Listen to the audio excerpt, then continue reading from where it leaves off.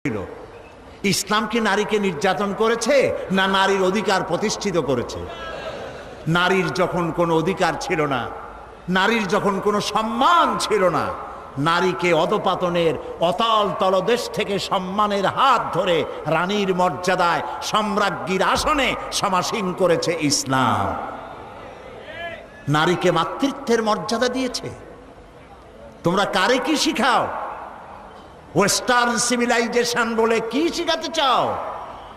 আমরা লেখাপড়া করি নাই?